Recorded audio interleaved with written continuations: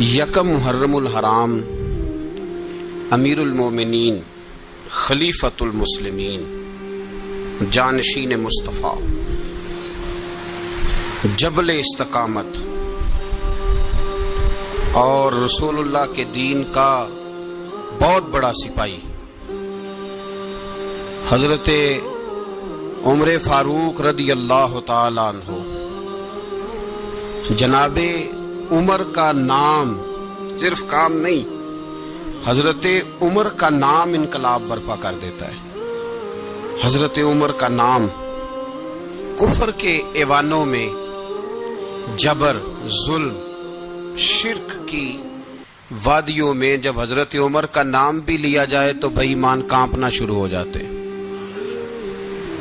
حضرت عمر فاروق رضی اللہ تعالی عنہ، حضرت عمر معمولی شخص نہیں، معمولی آدمی نہیں۔ کچھ لوگ صدیوں کے بعد پیدا ہوتے ہیں اور کچھ لوگ ایسے ہوتے ہیں جو ایک ہی بار پیدا ہوتے ہیں، ان جیسا دوسرا پیدا ہوتا ہی نہیں، دوسرا ان طرح کا پیدا ہوتا ہی۔ حضرت عمر رضی اللہ تعالی عنہ جیسی شخصیات پیدا ہی نہیں ہوتی دوبارہ۔ سارے صحابہ در رسالت مآب پہ خود آئے۔ یہ وہ عظیم شخص ہے جسے اللہ کے محبوب نے اللہ سے مانگ کے لیا، کہا اے اللہ یہ مجھے دے دے، اللہ سے مانگ کے لیا ہے۔ اس لیے صوفیاء کہتے ہیں کچھ مرید ہوتے ہیں، کچھ مراد ہوتے ہیں، کچھ مرید ہوتے ہیں، کچھ مراد ہوتے ہیں۔ مرید وہ ہوتا ہے جو چل کے آتا ہے، آ کے مرید ہوتا ہے۔ مراد وہ ہوتا ہے جسے کہا جاتا ہے کہ یہ کبھی میرا بن جائے نا، یہ کبھی آ جائے نا، میرا بن جائے، اس کو مراد کہتے ہیں۔ حضرت عمر مصطفیٰ کریم کی مراد ہیں، حضور کی مراد ہے۔ اللہم اعز الاسلام بے اسلام عمر ابن خطاب، اے اللہ اسلام کو عزت دے دے، میرے عمر کو کلمہ پڑھنے کی توفیق عطا فرما دے۔ اور کیسے دعا مانگی؟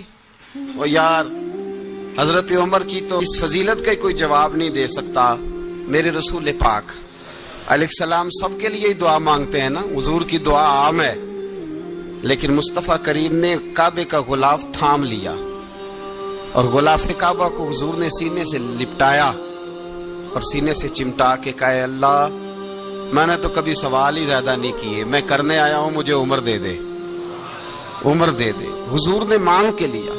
اور پھر جب جس کو حضور مانگے اللہ سے کہ حضرت عمر رضی اللہ تعالیٰ عنہ کا آج یوم شہادت ہے، میرا تو دل کرتا تھا کہ فجر سے باتیں شروع ہوں اور سارا دن ہی عمر کی باتیں ہوتی رہیں، سارا دن جناب عمر کی باتیں، سارا دن، اس لیے کہ ذکر جناب عمر کا ہوگا پر راضی اللہ کے رسول ہوں گے صلی اللہ، تو جاگ کے بیٹھے، خوش ہو کے بیٹھے۔ ہمارے ہاں منایا ہی نہیں جاتا، بابے اللہ کیتا ساؤن بھادروں اسو کتا تے منڈے جنوری فروری، تو اسلامی سال بھی گیا اور وہ تاریخیں بھی ساری گئیں۔ یکم محرم امت مسلمہ کے لیے بہت بڑا دن ہے، بہت بڑا دن۔ یہ شہادت ہے حضرت عمر فاروق کی رضی اللہ تعالی عنہ۔ یہاں چھوٹی چھوٹی باتوں پہ گورنمنٹ چھٹی کرتی پھرتی ہے، چھوٹی چھوٹی باتوں، الیکشن ہو گیا تو چھٹی، فلاں جگہ پہ تھوڑا سا کسی نے خبر دے دی کہ کوئی پریشانی ہے تو چھٹی، فلاں جگہ یہ ہو گیا تو چھٹی، یہاں تک کہ فلاں وزیر صاحب فلاں علاقے میں آئیں گے تو سارے علاقے کو چھٹی۔ اور اب تو اس سے بڑا حال ہونے لگا ہے، اگر جن لوگوں کی سندھ میں حکومت ہے ان کے لیڈر کا دن آیا تو اس دن چھٹی، اور جن کی پنجاب میں حکومت ہے ان کا دن آیا تو چھٹی۔ ہمارا مطالبہ ہے حکومت پاکستان سے، اگر سر اٹھا کے جینا چاہتے ہو تو یکم محرم کو چھٹی کیا کرو، اگر سر اٹھا کے جینا چاہتے ہو تو یکم محرم کو چھٹی کرو جناب عمر کے دن، اور ملت کے جوانوں کو بتاؤ کہ اگر عزت کی زندگی جینا چاہتے ہو تو اس طرح جیو جس طرح فاروق اعظم جی کے گئے ہیں۔ عزت اور وقار کی زندگی، جمہوریت حضرت عمر سے سیکھنی پڑے گی، حکومت کرنے کے طریقے حضرت عمر سے، رعایا کو سیکھنا پڑے گا کہ امیر کس طرح بنایا جاتا ہے اور امیر کس طرح کے ہوتے ہیں۔ یہاں لوگ ہمیں یورپ کی مثالیں دیتے ہیں لوگ یہاں ہمیں آ کر کے امریکہ کی مثال، انہیں کیا پتا حکومت کیا ہوتی ہے، وہ کہتے ہیں جی وہ سائیکل پہ جاتا ہے ان کا حکمران. میں نے کہا وہ سائیکل پہ جاتا ہے؟ میرے عمر فاروق مدینے سے مکے گئے تھے تو پیدل ہی حج کرنے چلے گئے، پیدل ہی. اور جناب عمر فاروق رضی اللہ تعالیٰ عنہ عید کی نماز پڑھانے گئے، عید کی نماز عمر خطبہ عید دینے گئے. اور اس زمانے میں کون سا غریب ہے جو ننگے پاؤں جاتا ہو؟ کون سا غریب ہے جو مسجد ننگے پاؤں جاتا ہو؟ لوگوں نے تو 3 قسم کی چپلیں رکھی ہوئی ہیں. ایک مسجد جانے کی علیحدہ ہے، گھر پہننے کی علیحدہ ہے، شادی بیاہ پہ جانے کی چپل علیحدہ ہے. حضرت عمر فاروق رضی اللہ تعالیٰ عنہ نکلے عید کا خطبہ دینے کے لیے تو بیوی سے کہنے لگے جوتا. اس نے کہا صاحب اتنی دفعہ ٹوٹا ہے اب گانٹھا نہیں جا سکتا، اتنی دفعہ ٹوٹا ہے کہ اب دوبارہ پیمند نہیں لگ سکتے. تو حضرت عمر کہنے لگے چل کوئی حرج نہیں ہے، بغیر جوتے کے ننگے پیر ہی چلتے ہیں، کوئی حرج نہیں. تو کہنے لگے لوگ کیا کہیں گے؟ فرمایا چپ کر. لوگ جس دن عمر نے یہ دیکھ لیا نا لوگ اس کے بارے میں کیا کہتے ہیں، اس دن عمر نہیں رہے گا. تو کہا پھر آپ کا نظریہ کیا ہے؟ فرمایا میرا نظریہ یہ ہے کہ رب رسول میرے بارے میں کیا کہتے ہیں. لوگوں کا کیا ہے؟ لوگ کل کسی کے بارے میں کچھ کہتے ہیں اور پرسوں کچھ کہتے ہیں. میرا نظریہ یہ ہے کہ رب رسول میرے بارے میں ننگے پیر عمر جا رہے ہیں. کون جی؟ میں بڑا ماڑا. اچھا جناب کیا غربت ہے؟ 10 قسم کے جوڑے لٹکے ہوئے ہیں کمرے میں اور پہننے کی فرصت نہیں. سویرے کیا پہننا ہے، شام کیا پہننا ہے، 15 سوٹ کٹھے استری ہو کے لانڈری والا بھیج رہا ہے. اور تو غریب ہے، تو بہت بڑا غریب ہے. اس لیے کہ غربت پیسوں کی وجہ سے نہیں ہوتی، غربت تو دل کی ہوتی ہے. تو واقعی بڑا غریب ہے اور تو غریب ہی رہے گا. امیر تو عمر فاروق تھے جو ننگے پاؤں چلے گئے عید کی نماز پڑھانے. تو رستے میں جو ملا کہنے لگا عمر جوتا تو پہن لو. فرمایا تمہیں عمر کا جوتا نہ پہننے کا نقص تو نظر آیا ہے، کوئی حرج نہیں. اگر عمر کو کبھی بتانا ہوا تو وہ والا نقص بتانا جو عمر کی سیرت میں پیدا ہو، کردار میں پیدا ہو، وہ والا نقص بتانا. یہ چھوڑو جوتے آتے جاتے رہتے. ننگے پاؤں گئے، پاؤں دھوئے، نماز پڑھائی، لوٹ آئے.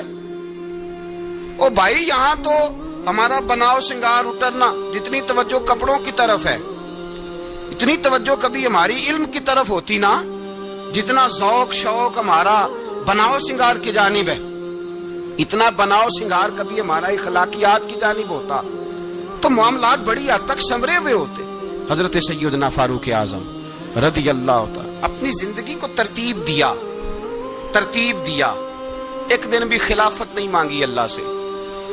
حضرت عوف بن مالک اشجعی ایک صحابی ہیں. حضرت عوف بن مالک رضی اللہ تعالیٰ عنہ فرماتے ہیں کہ جناب ابو بکر صدیق کا زمانہ تھا تو میں نے خواب دیکھا. میں نے خواب میں جناب عمر کو دیکھا اور میں نے دیکھا کہ کوئی کہنے والا کہہ رہا ہے کہ عمر وہ ہے کہ اللہ کے رستے میں کوئی اسے جتنا مرضی برا بھلا کہے یہ پرواہ نہیں کرتا. کس کے رستے میں؟ بولے سارے. اس کا مطلب ہے اللہ کے رستے میں لوگ برا بھلا بھی. قرآن مجید نے کہا وَلَا يَخَافُونَ لَوْمَةَ لَائِمٍ. کچھ لوگ ایسے ہیں جو برا بھلا کہنے والوں کی پرواہ نہیں کرتے. آپ یقین کریں اگر پرواہ شروع ہو جائے نا تو دین کا کام ختم ہو جائے. نہ کوئی تقریر کرے، نہ کوئی تدریس کرے، نہ کوئی پیری مریدی کرے، ختم ہو جائے اگر باتوں کی پرواہ ہو. لیکن وہ پرواہ، حضرت عوف بن مالک اشجعی کہتے ہیں میں نے خواب میں دیکھا کہ عمر وہ ہے جو کسی کی پرواہ، اور دوسری بات میں نے یہ دیکھی کہ عمر خلیفہ بنے گا، اور تیسری بات میں نے خواب میں یہ دیکھی کہ عمر شہید بھی کیا جائے گا، عمر شہید بھی ہوگا. یہ میں نے 3 باتیں خواب میں دیکھی. فرماتے ہیں میں نے آ کے خواب حضرت ابو بکر صدیق کو سنائی. وہ خلیفہ تھے. وہ کہنے لگے ٹھہر جا، میں عمر کو بلاتا ہوں، اس کے سامنے دوبارہ سنانا. اس کے سامنے فرماتے ہیں میں نے بلایا حضرت عمر فاروق کو، آ کے بیٹھے. خواب شروع ہوا. کا ایک بات تو میں نے یہ دیکھی کہ آپ ملامت کرنے والے کی پرواہ نہیں کرتے. دوسرا آپ خلیفہ بنے گے. جناب عمر کہنے لگے چپ کر، ابو بکر کے سامنے ہی کہہ رہا ہے، چپ کر، خلیفہ کے سامنے ہی کہہ رہا ہے. تو حضرت ابو بکر صدیق کہنے لگے عمر اسے کہنے دو، مجھے لگتا ہے رب کی رضا یہی ہے کہ میرے بعد اگر مصطفیٰ کا منبر ملے تو عمر کو ملے. اسے کہنے دو. یار یہاں تو لوگ ڈینگے مارتے ہیں، یہاں تو لوگ دعوے کرتے میرے سامنے فلانے کو بھی بٹھاؤ، فلانے کو بھی بٹھاؤ، اس کو کیا پتا، اس کو کیا پتا، یہ تو بڑکے مارنے کا دور ہے۔ حضرت عمر رضی اللہ تعالیٰ عنہ کو تیسری بات کہی، حضرت عوف بن مالک نے کہا آپ شہید کیے جائیں گے، میں نے خواب دیکھی ہے۔ نیک لوگوں کے خواب بڑی حد تک سچے ہوتے ہیں۔ کہا میں نے خواب دیکھی ہے، تو حضرت عمر کہنے لگے شہید تو دلیر لوگ ہوتے ہیں، شہید تو دلیر، جسے سارا زمانہ دلیر کہہ رہا ہے وہ اپنے بارے میں کیا کہہ رہے ہیں، کہتے ہیں شہید تو دلیر، میں تو کاہل سا آدمی ہوں، سست آدمی ہوں، میں تو اتنا کام ہی نہیں کرتا، تو یہ خواب تو نے جو دیکھا ہے نا پھر سے دیکھنا۔ تو ابو بکر صدیق فرمانے لگے عاجزی نہ کر، انکساری نہ کر، تو جو کہہ رہا ہے ٹھیک کہہ رہا ہے، لیکن مجھے سن کے شکر بھی ہوا ہے اور افسوس بھی ہوا ہے۔ افسوس اس بات کا کہ تیرے جیسا بطل عظیم چلا جائے گا، اور شکر اس بات کا کہ رب تجھے زندگی بھی اعزاز والی دے گا، اور شہادت کی موت دے کے اللہ تجھے موت بھی عزت والی عطا فرمائے گا۔ اللہ موت بھی تجھے عزت والی دے گا، تجھے کاہلوں جیسی موت اللہ۔ حضرت فاروق اعظم رضی اللہ، او بھائی یہاں تو اس زمانے کا سب سے بڑا مسئلہ پروٹوکول ہے۔ لوگوں کو پتا ہوتا ہے کامل پیر ہے، کامل مرشد ہے، لوگ نہیں جاتے۔ میں کسی کا مرید ہو جاؤں، میرا پروٹوکول کدھر گیا؟ پتا ہوتا ہے یہ کامل استاد ہے، میں اس کے پاس بیٹھوں گا تو میری تربیت کرے گا، لیکن لوگ شاگرد نہیں بنتے، میں کدھر گئی؟ یہ جو پروٹوکول کی مصیبت ہے نا، اس نے بڑے بڑے لوگ زیرو کر دیے، بڑے بڑے لوگ۔ اور یہ مت سمجھے کہ آپ کا وزیر اعظم پروٹوکول لیتا ہے یا آپ کا صدر پروٹوکول، وزراء، ایسی کوئی بات نہیں۔ ہم چھوٹے طبقے سے لے کر بڑے سارے پروٹوکول کے قائل ہیں۔ ہمارا تو داماد بھی کہتا ہے کہ مجھے پوچھا نہیں میں تمہارے گھر کیوں آؤں۔ ہمارا تو بھائی ہر شخص اعلان کرتا ہے پروٹوکول کا، فلانے نے عزت نہیں دی تو واپس آ جاؤ، فلانے نے سلوٹ نہیں کیا تو واپس آ جاؤ۔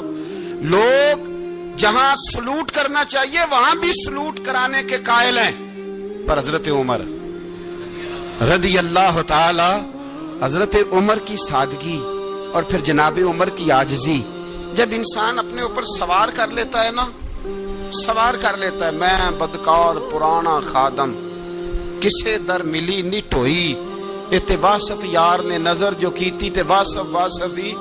میں اکثر سوچتا ہوں حضور نے جہاں بھی کہا نا، فرمایا میرے بعد نبی ہوتے تو خطاب کے بیٹے عمر ہوتے۔ حضور نے فرمایا عمر جس رستے سے جاتا ہے شیطان وہ رستہ بدل جاتا ہے۔ نبی پاک صلی اللہ علیہ وسلم نے فرمایا میرا عمر وہ ہے کہ اس کی زبان پر حق جاری ہے۔ حضور علیہ الصلوۃ والسلام نے فرمایا 950 سال حضرت جبریل میرے عمر کی شان بیان کریں تو ان کی عظمت ختم نہیں ہوتی۔ 950 سال جبریل عظمت بیان کرے تو ختم نہیں ہوتی۔ یہ بات ہے حضرت عمر کی، اور فرمایا عمر ابو بکر کی نیکیوں میں سے ایک نیکی ہے، یہ شان ہے اب عمر فاروق رضی اللہ تعالیٰ عنہ کی۔ حضور نے فرمایا میرے بعد نبی ہوتے تو عمر ہوتے، جس گلی سے عمر آئے شیطان رستہ بدل جائے۔ میرے عمر فاروق کی شان 950 سال بیان ہو تو ختم نہ ہو۔ عمر کی زبان پر اللہ حق بیان کرتا ہے، جو عمر کہتا ہے وہی رب کر دیتا ہے۔ حضور ساری زندگی فضیلتیں بیان کرتے رہے، عمر جواب میں کیا کہتے ہیں؟ کوئی بتائے نا کہ یہ والی حدیثیں کبھی عمر نے بھی روایت کی ہوں کہ حضور نے میرے بارے میں یہ کہا ہے۔ یہ روایتیں وہ روایت نہیں کرتے، ان سے جب لوگ کہتے عمر تیری بڑی بات ہے تو عمر رو پڑتے، کہتے میں تو اونٹ چرانے والے باپ کا بیٹا ہوں، میں تو اونٹ چرانے والے باپ کا بیٹا، اونٹ چرا۔ اس سے آگے عمر گئے ہی نہیں ساری زندگی، اس سے آگے لفظ ہی نہیں ادا کی۔ اور میں تو بھائی اونٹ چرانے والا، میرا باپ تو اونٹ چرایا کرتا تھا، 10 اونٹ تھے، میری ڈیوٹی ہوتی تھی، سنبھالے نہیں جاتے تھے، ابا ڈنڈوں سے مارتا تھا۔ ساری زندگی عمر حج کرنے گئے، ایک خشک تنا کھجور کا عمر فاروق رضی اللہ تعالیٰ عنہ نے اس کو اپنے کلاوے میں لیا، رونے لگے۔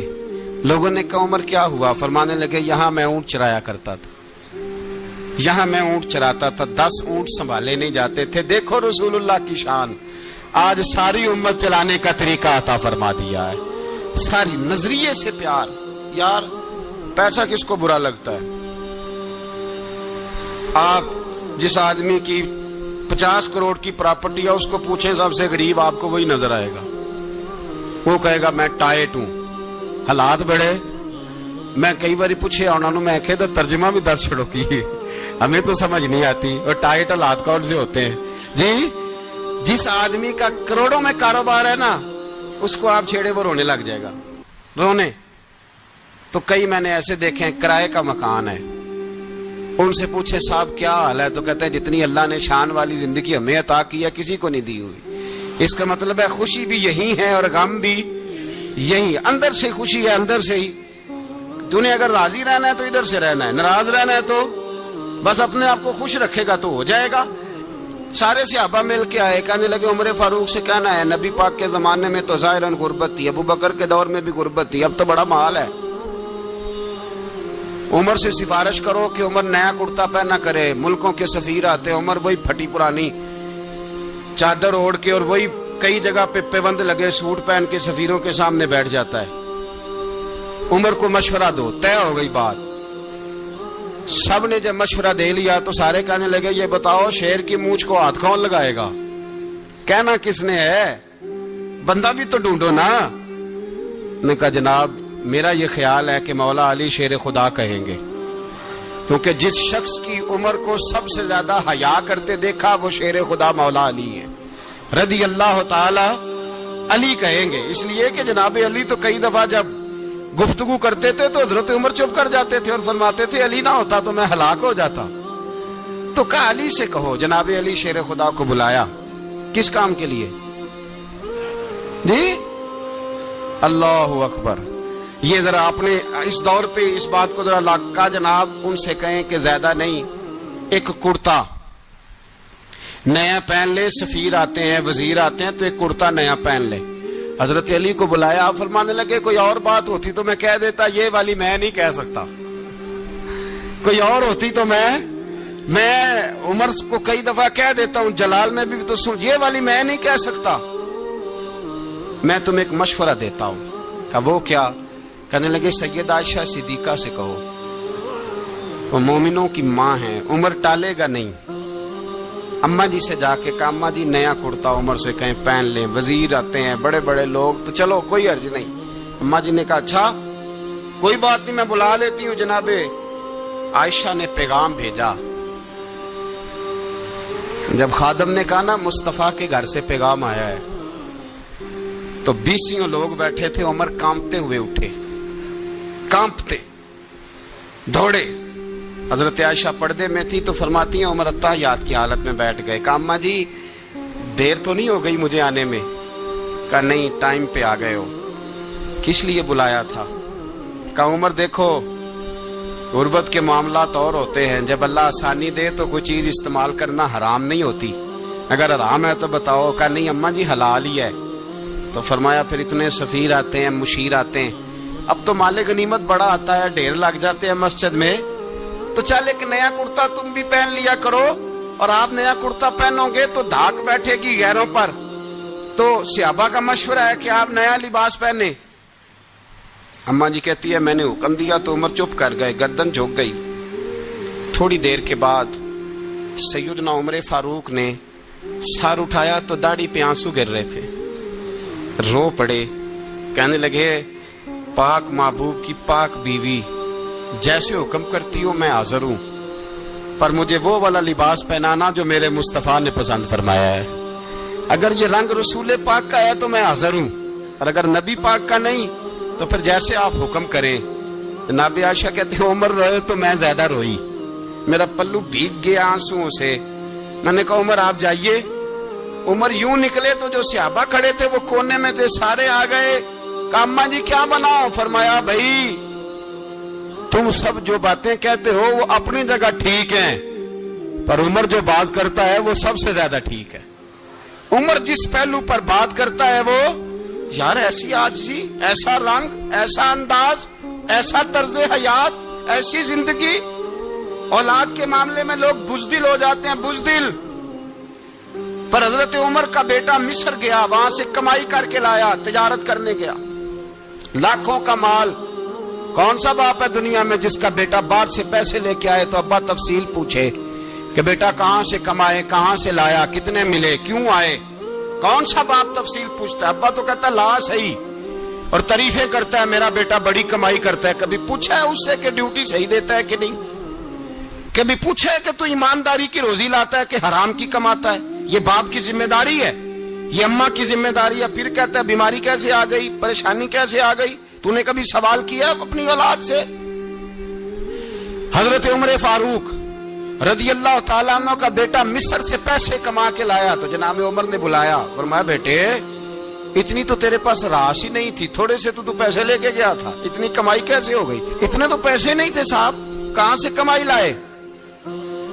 उसने कहा अब्बा जी वो जो मेरे चचा है ना मिस्र के गवर्नर, आपके दोस्त, उन्होंने मेरी मदद की है। फरमाया जितने लोग गए थे सबकी की है मदद उसने?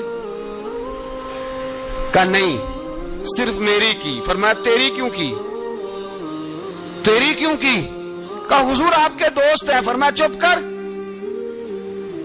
हुजूर उन्होंने मुझे इतने पैसे दिए, मैंने कारोबार में डाले तो नफा आया तो मैं उनकी रकम दे के। फरमाया खामोश हो जा, बाकी जितने लोग गए थे सबकी मदद की उसने? कहा नहीं हुजूर सिर्फ मेरी की।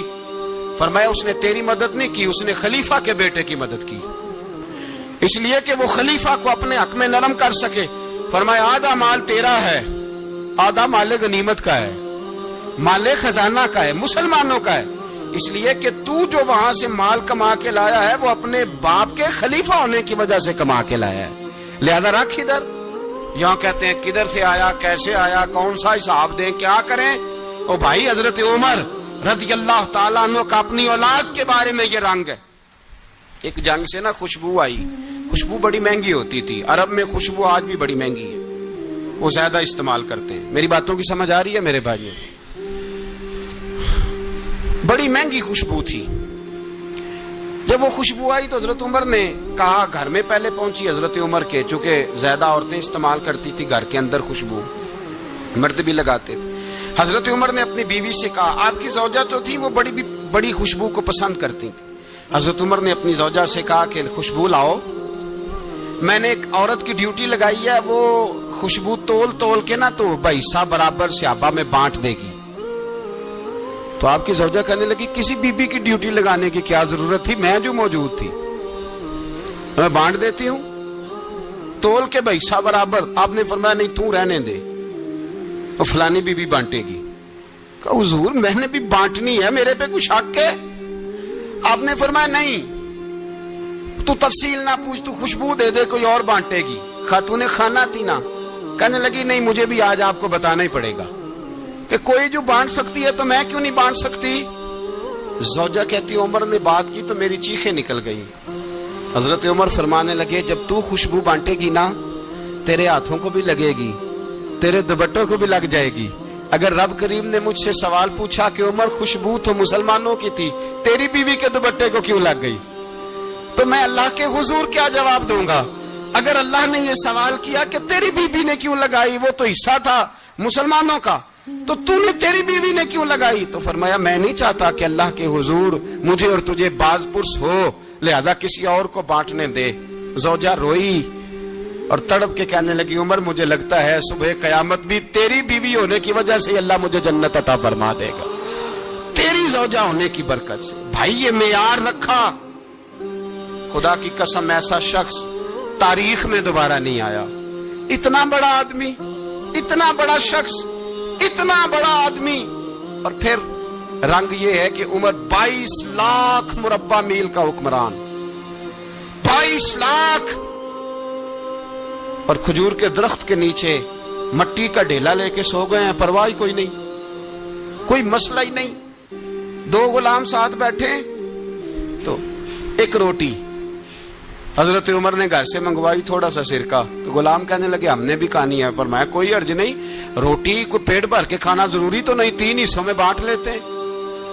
एक आदमी आया हुआ था मिस्र का रहने वाला मिलने के लिए, उसने पूछा उमर किधर है, तो कहा वो उधर जाओ मस्जिद में बैठे होंगे, और वापस आया तो कहने लगा वहां तो 3 गुलाम बैठे हैं, एक रोटी बांट बांट के खा रहे हैं, लगता है कई दिनों से रोटी नहीं मिली। कहा 3 गुलाम तो कोई नहीं, वहां 2 ही थे, तीसरे तो अमीरुल मोमिनीन थे। उसने कहा नहीं नहीं 3 गुलाम हैं, कपड़े भी एक तरह के पहने हुए, बल्कि 2 के तो फिर सही है, तीसरे के तो ज्यादा माड़े हैं, कपड़े भी एक तरह के, کھانا پینا بھی ایک طرح کا، اور ان کا نشست برخاست بھی ایک طرح کی ہے، لہذا کوئی فرق نہیں۔ حضرت ابو ہریرہ کہتے ہیں میں لے کے آیا، اور جناب عمر کو جب میں نے کچی زمین میں تامت سمیٹ بیٹھے دیکھا تو میں رو پڑا۔ میں نے اس مصر سے آنے والے کو کہا تو اس کے جلوے دیکھ، اگر اس کی ذات میں اتنا حسن ہے تو محمد عربی کا مقام کیا ہوگا۔ یہ مقام غور ہے، مقام غور۔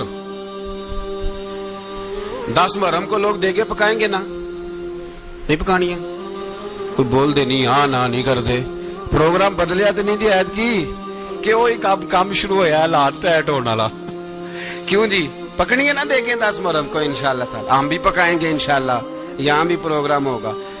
تو 10 محرم کو جو دیگ پکنی ہے تو ایسا نہیں ہو سکتا کہ 1 محرم کو حضرت عمر کے نام کی بھی کوئی پک جائے۔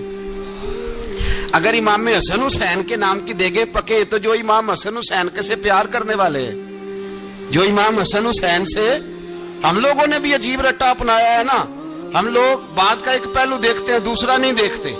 حضرت امام حسن اور حسین کو بھی نبی پاک نے شہید کہا، اور جناب عمر کو بھی رسول اللہ نے خود شہید فرمایا، فرمایا شہید ہے، خود فرمایا اپنی زبان سے کہ یہ شہید ہے، خود میرا عمر شہید ہے۔ تو ان کے نام کی دیگ نہیں پکنی چاہیے، اس طرف نہیں ہماری توجہ ہونی چاہیے۔ اور اہل بیت نبو، یہ بات میں پہلے بھی کرتا ہوں، آج پھر کرنا ضروری سمجھتا ہوں، اہل بیت کا پیار، سن لو کان کھول کے، اہل بیت کا پیار اگر ہمیں کسی نے سکھایا ہے تو سیدنا عمر فاروق نے سکھایا ہے۔ اہل بیت نبوت کی محبت اگر کسی نے سکھائی ہے تو کس نے سکھائی ہے؟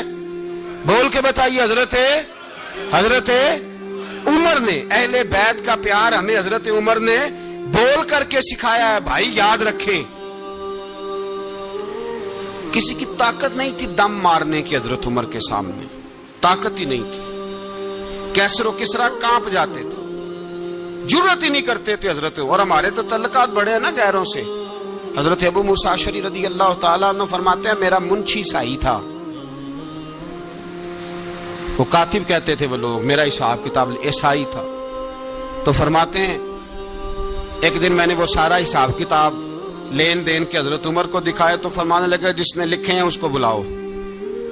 کہنے لگے حضور مسجد نہیں آ سکتا۔ کیوں نہیں آ سکتا؟ کہنے لگے وہ عیسائی ہے۔ کہتے ہیں حضرت عمر جلال میں آ گئے۔ آپ فرمانے لگے جنہیں رب دور کرتا ہے تم کیوں قریب کرتے ہو؟ جنہیں اللہ دور کرتا ہے۔ فرمایا تم غیروں کو اگر عہدے دو گے تو اپنوں کا کیا بنے گا؟ اگر تم غیروں کو عہدے دو گے تو اپنوں کا۔ یہ سوچ ہے جو آج برما کے مسلمانوں کے لیے بھی ضروری ہے۔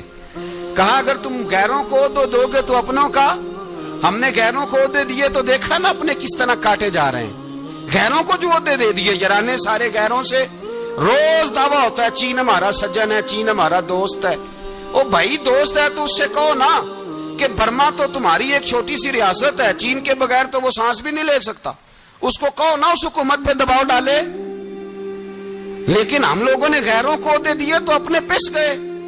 حضرت عمر کہتے تھے ذمی کا ہم ادب کریں گے، ذمی کافر کا ہم، ایسا کافر جو مسلمان ریاست کو قبول کرے، بدامنی نہ پھیلائے۔ ایک آدمی کو آپ نے دیکھا آنکھوں سے نابینا ہے اور بھیک مانگ رہا ہے، تو حضرت عمر کو نظر آ گیا، فرمایا کون ہو؟ اس نے کہا میں یہودی ہوں۔ فرمایا بھیک کیوں مانگتے ہو؟ کہا جب تک تندرست تھا مسلمانوں کو جزیہ دیتا تھا، بوڑھا ہو گیا ہوں کیا کروں؟ حضرت عمر نے گھوڑے کی پشت پہ بٹھایا کافر کو، گھوڑے کی پشت پہ بٹھایا اور بٹھا کے مدینے لائے۔ حضرت علی شیر خدا وزیر خزانہ تھے، فرمایا علی اس کا وظیفہ جاری کرو۔ کہا یہ کون ہے؟ فرمایا یہ یہودی ہے لیکن یہ ہمیں جزیہ دیتا رہا، بوڑھا ہو گیا بیچارہ، بھیک مانگنے پہ مجبور ہے، ہماری حکومت کے اندر رہتا ہے، اس کا پورا وظیفہ جتنا خرچہ اتنا وظیفہ لگاؤ۔ حضرت علی کہتے ہیں میں وظیفہ لگا رہا تھا اور وہ میرے نبی کا کلمہ پڑھ رہا تھا، وہ رسول اللہ کا کلمہ پڑھ رہا تھا۔ یہ مزاج، یہ نہیں کہ کافر۔ حضرت عمر نے گورنروں کو خط لکھے تھے کہ زبردستی کسی کو مسلمان نہیں کرنا، جہاں ان کی عبادت گاہیں بنی ہو گرانی نہیں، کوئی مندر کوئی گرجا ضائع نہیں کرنا۔ اسلام سب کو جینے کا موقع دیتا ہے، پر بے ایمانو ظالمو بدذاتو تمہیں یہ کہتا ہے کہ ہم تمہیں جینے کا موقع دیتے، تم بھی مسلمانوں کو جینے کا موقع دو۔ یہ جہاں بستے ہیں جہاں رہتے ہیں انہیں وہاں جینے کا موقع دو، انہیں بھی اللہ اکبر کہنے کا موقع دو، انہیں بھی قرآن پڑھنے کا موقع دو، انہیں بھی رسول اللہ پر درود پڑھنے کا موقع دو۔ ہمارے ملک میں عیسائی اپنی مرضی سے کھلے عام تبلیغ کرتے ہیں. یہاں تو چینل چلائے ہیں عیسائیوں نے. کسی مذہبی جماعت نے کبھی جلوس نکالا ہے کہ عیسائیوں کا چینل بند کرو؟ بولے نکلا ہے کہ نہیں نکلا؟ کتنے ظلم کی بات ہے. ہم جب غیر کو اتنا تحفظ دیتے ہیں، اتنا تحفظ دیتے ہیں. ہم نے دیکھا ہے، مجھے بیسیوں لوگوں نے عید پہ ٹیلی فون کیے کہ عیسائیوں کو قربانی کا گوشت دے لیں.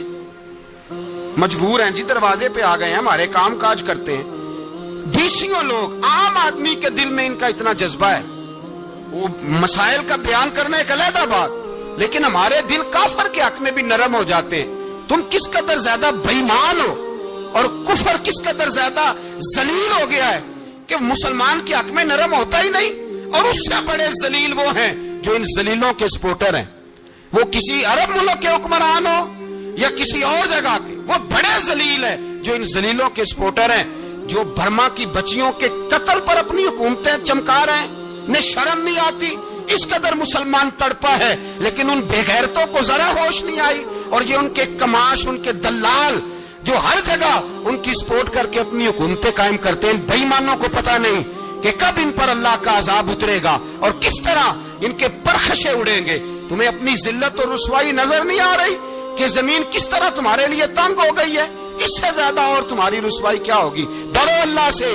اور یہ تو دنیا کا عذاب ہے. ان بطش ربک لشدید. میرا رب کہتا ہے قیامت تو قائم ہونے دے. اتنا سخت تیرے رب کی پکڑ ہے، اتنی کسی دوسرے کی ہو سکتی؟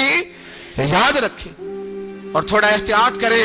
ہم سب لوگ بھی، جو ہم لوگ آدھی زبان بول کے بھی ان کی سپورٹ کرتے، اب شرم آنی چاہیے ہمیں ان حکومتوں کی سپورٹ کرتے جو مسلمانوں کی لاشوں کے اوپر حکومتیں قائم کرتے ہیں. شرم آنی چاہیے. بہرحال بات دور نکل جائے گی اور میں اپنے مضمون پہ رہتا ہوں. اہل بیت کا پیار اگر سکھایا ہے تو جناب عمر نے سکھایا ہے رضی اللہ تعالی عنہ.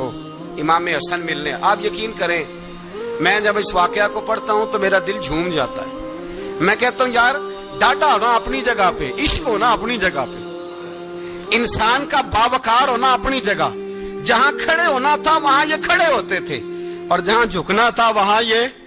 ان لوگوں میں اقبال نے کہا تھا تیری نگاہ ناز سے دونوں مراد پا گئے، عقل غیاب و جستجو، عشق حضور و اضطراب. جہاں اگر آیا ہے سامنے کیسر و کسرا تو عمر جیسا دلیر کوئی نہیں. اگر سامنے آیا ایران کا بادشاہ تو عمر جیسا تگڑا کوئی نہیں. اگر آیا ہے سامنے غسان کا بادشاہ تو عمر جیسا عادل کوئی نہیں. لیکن اگر علی کا بیٹا آیا ہے، اگر فاطمہ کے لال پارے آئے ہیں، تو پھر فاروق اعظم سے جیسا محب کوئی نہیں، پھر ان سے جیسا پیار کرنے والا کوئی نہیں. اندر بیٹھے ہیں جناب عمر، اندر تنہائی میں کچھ وزیروں سے گفتگو ہو رہی ہے، میٹنگیں جاری ہیں. آپ کے بیٹے ملنے آئے جناب عبداللہ ابن عمر. ابا جی ملنے آئے. بات ٹھہرو، بات کر رہا ہوں، کوئی نہ اندر آئے. صاحبزادہ باہر کھڑا ہے. تھوڑی دیر گزری تو امام حسن بھی آ گئے. کون آئے؟ آپ کو جو ملے گا امام صاحب کا نام لینے سے، وہ سردار ہیں جنتیوں. کون آئے؟ سارے بولیے.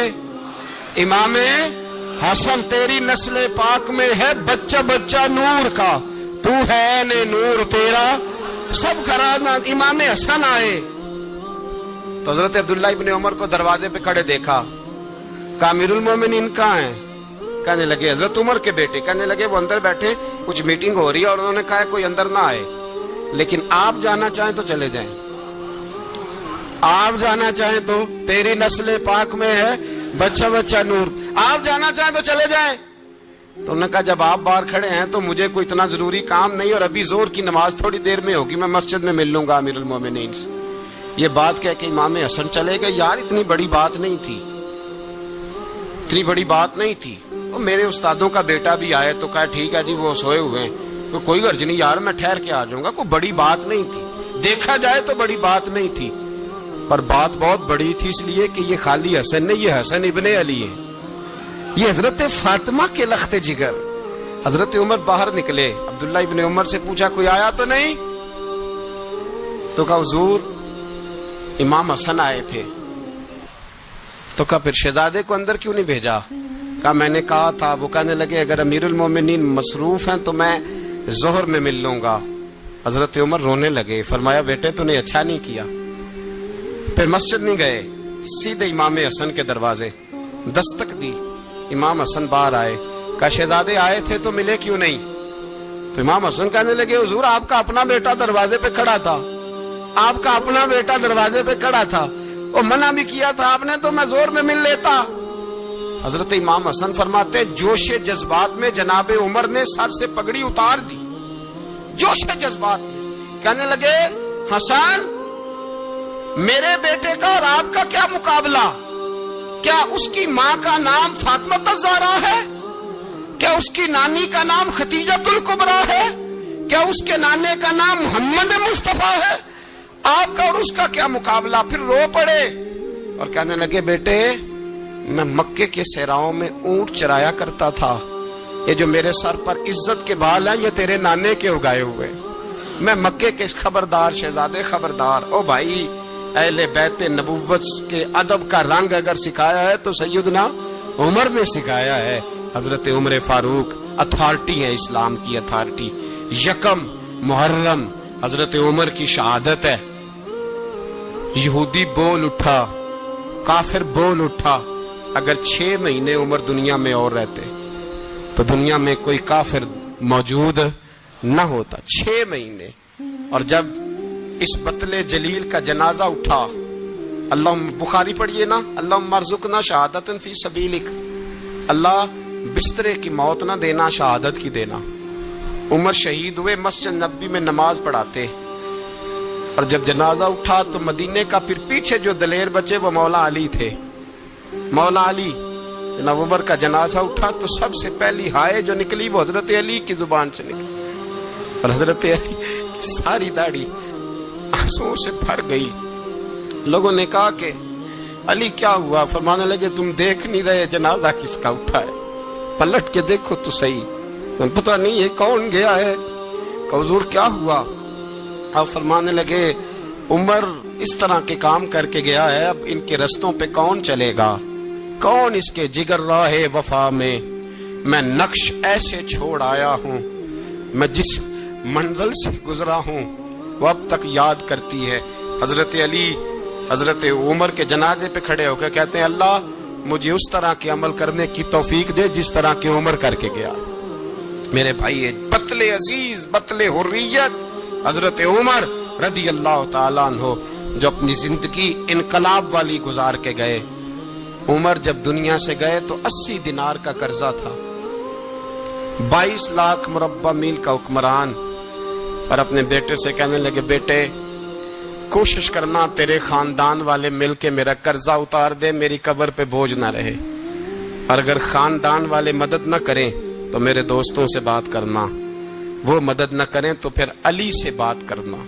इनका प्यार आपस में इतना और तू इख्तलाफ साबित कर रहा है। 80 दिनार का कर्जा छोड़कर हजरत उमर दुनिया से गए और जाती दफा कह गए मेरे बाद मेरे बच्चों को हुकूमत के मशवरे में भी शामिल ना करना, हुकूमत के मशवरे में भी मेरी औलाद शामिल ना हो।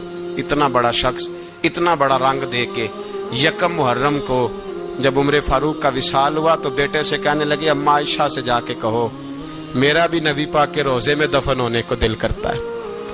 एक कब्र की जगह है अम्मा जी ने अपने लिए रखी है, बुखारी है बुखारी। हजरत आयशा के पास साहबजादे गए, कहने लगे अम्मा जी उमर को जख्म लग गया है, हालत बड़ी परेशानी वाली है। वो कहते हैं अगर अम्मा इजाजत दे। सैयद आयशा रो पड़ी, फरमाने लगी कि वो अपनी कब्र की जगह तो नहीं ना किसी को देता, पर उमर ने कमाल ही बड़ा किया। उसे कहो जाओ गुंबद खजरा में कयामत तक जो मुस्तफा पे और अबू बकर पे सलाम पड़ेगा वो तुझ पे भी सलाम पढ़ के जाएगा। जाओ मैंने जगह दी।